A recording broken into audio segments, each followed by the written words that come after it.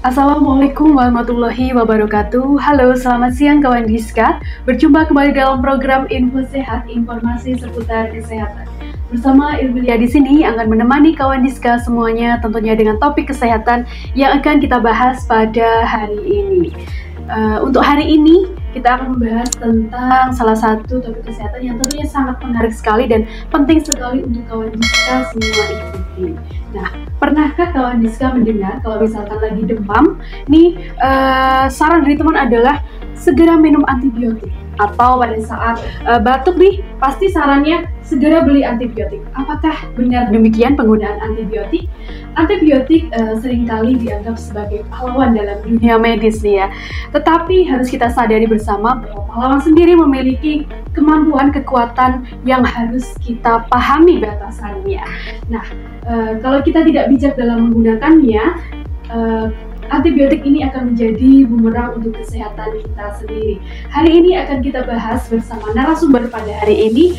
Ada dokter. Saya Dokter Baitul. Oke, ada Dokter Baitul hari ini yang bahas mengenai antibiotik, gitu ya dokter ya? Ya, betul. Oke, untuk Dokter Baitul bagaimana kabarnya hari ini? Alhamdulillah baik. Alhamdulillah sehat gitu ya dokter ya. Untuk kawan Diska semuanya yang telah join di IG Live kami, nantinya jika ada pertanyaan terkait materi yang akan kita bahas pada hari ini bisa langsung ditulis di kolom komentar dan akan langsung dijawab oleh Dokter Baitul pada hari ini. Oke, untuk awal nih dok, mungkin bisa dijelaskan sebenarnya antibiotik ini apa sih dok? Ya, jadi antibiotik ya, kita berbicara tentang antimikroba. Nah sebenarnya mikroba itu banyak, jadi nggak hanya bakteri. Mikroba itu ada jamur, ada virus, ada juga parasit. Nah, di sini kita memang fokusnya bicara tentang antibiotik itu khusus untuk bakteri. Nah, bakteri antibiotik ini dia mempunyai dua fungsi, yaitu berfungsi sebagai menghambat pertumbuhan bakteri dan juga membunuh, gitu ya. Jadi dia nggak hanya membunuh saja, tapi bisa menghambat pertumbuhan bakteri seperti itu. Oke, gitu. Jadi pengertian dari antibiotik sendiri gitu ya dokter ya. Betul. Mungkin yang banyak orang yang pengen tahu dok, sebenarnya antibiotik ini apakah juga bagian dari obat itu sendiri gitu dok? Iya betul. Jadi antibiotik itu dia merupakan obat ya, obat yang memang dia fungsinya untuk membunuh atau menghambat bakteri tersebut. Nah, di mana antibiotik itu memiliki banyak fungsi ya, dan dia juga dibagi berdasarkan banyak pokoknya. Nah, saat ini nanti kita akan membahas tentang spektrum. Spektrum itu seberapa luas jangkauan antibiotik itu bisa membunuh bakteri, seperti itu ya. Nah, jadi nanti dibagi menjadi dua, ada spektrum luas dan spektrum sempit gitu. Nah, nanti langsung aja ya kita bahas ya. Ya. Jadi kalau yang spektrum sempit, nah memang dia itu jangkauannya lebih kecil, lebih sempit. Nah, dikarenakan dia itu memang fokusnya atau dia itu targetnya spesifik ya, dia itu bersifat targeting atau spesifik. Nah, contohnya apa? Contohnya misal kita sakit tenggorokan. Nah, pada saat sakit tenggorokan kita memang yang lebih dari 5 hari ya, dan memang itu dikarenakan disebabkan karena bakteri. Nah, jadi nanti kita tuh kalau kita melakukan kultur seperti itu, nah nanti kita akan ketahuan nih penyebab bakterinya karena bakteri apa. Seperti itu misalnya. Nah, jadi nanti kita bisa langsung obati. Nah, misal Streptococcus atau Staphylococcus seringnya yang di tenggorokan. Nah, jadi kita langsung aja ngobatin yang untuk Staphylococcus aureus. Jadi memang spesifik untuk bakteri tersebut. Nah, keuntungannya apa sih kalau yang narrow spektrum atau yang spektrumnya sempit? Nah, keuntungannya adalah satu. Jadi karena dia memang spesifik, jadi kita nggak perlu mikir gitu ya. Nggak perlu mikir untuk mencari obat kayak blind target gitu, nggak ada. Jadi memang khusus untuk bakteri tersebut, itu enaknya.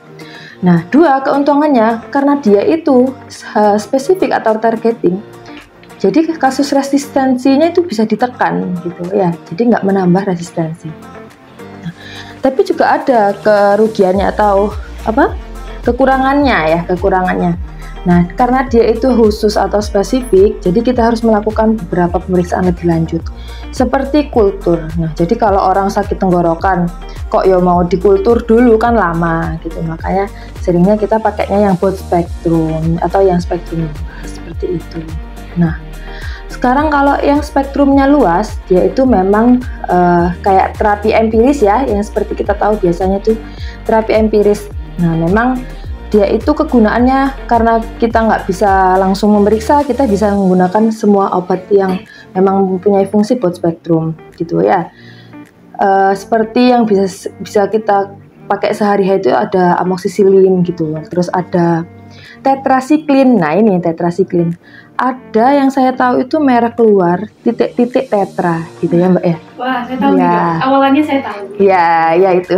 Nah, itu biasa orang saking banyaknya orang-orang menyarankan itu, jadi kasus kayak gitu tuh banyak penyalahgunaan antibiotik itu, khususnya yang titik-titik tetra ini. Nah, orang luka dikit dikasih titik-titik tetra itu ya, padahal dia nggak tahu penyebabnya karena apa. Nah, sebenarnya yang tetra ini memang dia spesifiknya banyaknya di usus, dibuat pencernaan. Nah, tapi karena orang-orang itu banyak menyarankan kok dipakai buat luka, dipakai buat apa gitu ya. Jadi memang harus saran dari dokter. Nah, keuntungannya kalau kita pakai broad spectrum, memang semua sakit itu bisa sembuh dengan broad spectrum kalau memang karena bakteri. Karena dia tidak targeting atau spesifik itu tadi. Nah, keuntungannya lagi dia itu karena dia itu luas, nah jadi kita lebih efektif, nggak menyita waktu banyak gitu, jadi langsung aja, nggak perlu pemeriksaan lebih lanjut. Tapi kerugiannya juga ada, yaitu resistensinya jadi lebih meningkat karena orang-orang banyak menyalahgunakan itu tadi ya. Nah, kemudian karena dalam tubuh kita itu banyak flora normal atau bakteri baik ya, nah itu juga bisa dibunuh oleh bakteri yang broad spectrum. Jadi di dalam tubuh kita itu ada 2 bakteri ya, ada bakteri jahat dan baik gitu ya, yang kita tahu ya. Nah, tapi bakteri baik itu fungsinya apa sih? Fungsinya untuk mengaktifkan imun kita. Jadi kalau ada penjahat datang nih, nah bakteri baik itu nanti dia akan bilang ke satpam di tubuh kita, bangun ada ini penjahat gitu. Iya, ada serangan gitu. Nah, itulah fungsinya bakteri baik. Makanya kalau banyak minum antibiotik yang broad spectrum atau ya pokoknya yang antibiotik lah ya, nah bisa jadi nanti bakteri baik kita akan dibunuh juga begitu ya. Nah, terus kalau misalnya bakteri baik kita sudah berkurang, gimana tuh? Bisa bayangin ya, berarti kan kayak nanti jadi pertahanan tubuh kita tuh jadi berkurang. Makanya kita kadang itu perlu kayak probiotik ya, yang kita tahu seperti lactobacillus gitu-gitu ya, lactobacillus. Jadi kita butuh bakteri baik. Jadi probiotik itu fungsinya adalah mengaktifkan bakteri baik yang ada di obat itu, nanti kita minum lalu dia menjadi aktif seperti itu, probiotik gitu ya. Ya. Gitu. Jadi untuk antibiotik sendiri dibedakan menjadi 2. Ya. Menjadi 2 ya, dokter ya. Ada secara jangkauan luasnya. Secara jangkauan luasnya ada yang sempit dan ada yang luas gitu ya, dokter ya. Lah, kalau untuk pemberian antibiotik sendiri, dokter, apakah juga harus diperhatikan sesuai dengan penyakitnya gitu, dokter? Iya, betul. Memang harus sesuai dengan penyakitnya. Jadi kalau menggunakan antibiotik itu memang harus tepat ya. Jadi tepat dosis, tepat durasi, ya tepat waktu. Karena kalau enggak ya itu tadi resistensi akan meningkat. Oke, jadi perlu diperhatikan juga ya untuk kawan Diska semuanya ya. Mungkin biasanya nih dok ya, mungkin yang disebut ke dokter tadi, kadang orang melihat sering luka sedikit kemudian dikasih yang titik-titik tetra tadi itu kan sesuatu perilaku yang salah gitu ya dokter ya. Lalu kemudian kalau misalkan nih dok, kita membeli antibiotik tetapi tidak dengan resep dokter, apakah diperbolehkan? Tidak boleh, karena sebenarnya itu sebenarnya nanti akan dibahas di belakang juga ada undang-undangnya ya. Jadi beberapa ada tertuang di undang-undang, ada pasalnya, pokoknya dia memang khusus mengatur kalau obat antibiotik itu dia merupakan obat keras yang mana dia pembeliannya harus dengan resep dokter seperti itu. Oke, jadi semuanya harus dengan resep dokter. Iya, harus anjuran juga. Gitu.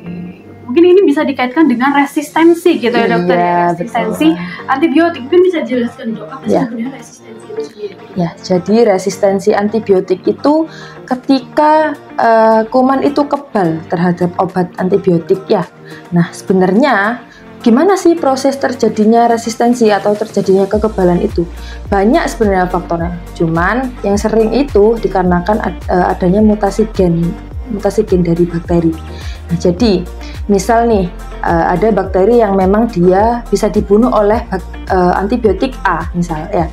Nah, jadi pada saat dia itu penggunaannya atau karena kita kurang bijak dalam menggunakan antibiotik tersebut, nah jadi bakteri itu bisa bermutasi. Nah, bermutasi sehingga bakteri yang sudah berubah genetiknya atau DNA-nya itu, nah dia akan bermultiplikasi atau memperbanyak diri sehingga yang banyak di tubuh kita adalah bakteri yang mengalami mutasi.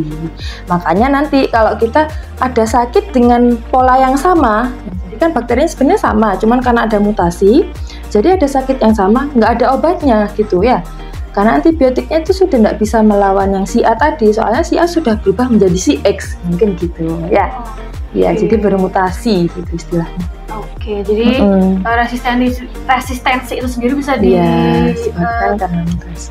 Karena mutasi genetik itu tadi gitu ya dokter ya, tidak semakin sembuh, justru semakin kebal gitu dokter ya. Dan banyak macam bakterinya, justru kita nggak tahu bakteri yang jenis apa. Oke, maka dari itu penting sekali untuk menggunakan antibiotik dengan anjuran dari dokter, tidak sendiri, inisiatif sendiri gitu ya dokter ya, atau anjuran dari teman tadi ya, misalkan batuk sedikit atau flu atau demam sedikit langsung minum antibiotik. Itu adalah perilaku yang salah gitu dokter ya. Lalu kemudian nih dok, kapan nih dok waktu yang tepat untuk kita bisa mengkonsumsi antibiotik itu sendiri? Betul, gini. Jadi kalau misal ada orang sakit seperti flu atau demam atau batuk, kita tuh nggak boleh langsung nembak antibiotik ya, nggak boleh nembak antibiotik. Nah, kalau biasanya orang-orang tahu gejalanya kalau dia minum antibiotik kalau lebih dari 5 hari gitu. Dan memang dia itu ada gejala seperti kayak flu-nya itu berwarna hijau, itu memang khas karena bakteri. Terus batuknya lebih dari 5 hari gitu. Tapi tidak menyingkirkan kemungkinan kalau itu penyebabnya karena virus seperti itu. Jadi banyak, kalau demam lebih dari 5 hari, terus batuk lebih dari 5 hari atau 1 minggu, pilek pun begitu sama. Gitu. Jadi tetap harus ada pemeriksaan dari dokter. Iya, harus ada pemeriksaan dulu ya dok ya. Untuk semuanya nih ya, jangan langsung mendiagnosis dirinya sendiri saat diagnosis gitu ya. Iya, betul. Oke, kemudian nih dok, kalau misalkan ada yang bilang kalau misalkan antibiotik itu sekali kita dianjurkan untuk meminumnya, apakah harus diminum sampai habis nih dok? Iya, betul. Ya. Jadi memang kita kalau dianjurkan sama dokter nih, minumnya 3 kali sehari harus habis ya. Nah, kenapa kok seperti itu? Nah, pada saat kita diberikan antibiotik, nah jadi kuman itu dia misal dalam waktu 2 hari, kita disarankan 5 hari nih. Nah, misal dalam 2 hari kita sudah sembuh. Nah, itu jangan bersenang hati dulu karena bakteri kita di situ lagi nyiapin kayak istilahnya itu kayak lagi bikin ancang-ancang gitu. Gimana nih caranya biar aku nggak punah semua gitu. Nah, makanya kita dokter itu memang menyarankan untuk sampai sembuh atau sampai obatnya habis 5 hari karena kita ingin menggagalkan aksi mereka di selanjutnya gitu. Jadi memang harus tepat durasi juga ya. Jadi semuanya sudah diperhitungkan gitu ya dokter ya. Kalau misalkan resepnya memang harus habis dalam 3 hari juga. Kalau walaupun flu-nya sudah mampet gitu ya, kadang orang nggak usah yang ini gitu ya. Nanti minum lagi sisanya yang minggu depan kalau sakit lagi, nah, itu nggak boleh. Jadi nggak boleh dokter, misalkan hari ini kita flu, kemudian besoknya sudah sembuh nih ya, terus kemudian bulan depan kita sakit lagi, apakah kita boleh meminum antibiotik yang kemarin masih sisa? Nggak boleh, tetap nggak boleh. Jadi kita memang tetap harus memeriksakan ke tenaga kesehatan terdekat atau vaskes terdekat ya. Kalau nggak puskesmas ya rumah sakit, nah kita nanti bisa periksakan apakah itu memang benar-benar karena bakteri. Karena memang banyak sekali perbedaannya. Misal demam nih, demam karena bakteri sama virus tuh beda. Iya. Kalau demam karena bakteri tuh biasanya dia suhunya nggak yang ekstrim sekali. Tapi kalau karena virus dia suhunya bisa sampai tinggi sekali, seperti itu.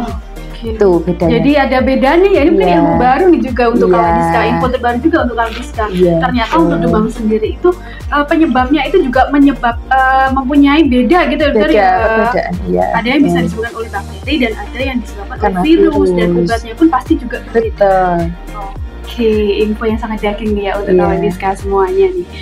Kemudian nih dok, kalau untuk berbagi antibiotik dengan orang yang memiliki keluhan yang sama, ini sebenarnya boleh atau enggak? Nggak boleh. Oke, tidak boleh lagi. Iya, laki-laki nggak boleh ya. Laki-laki nggak boleh.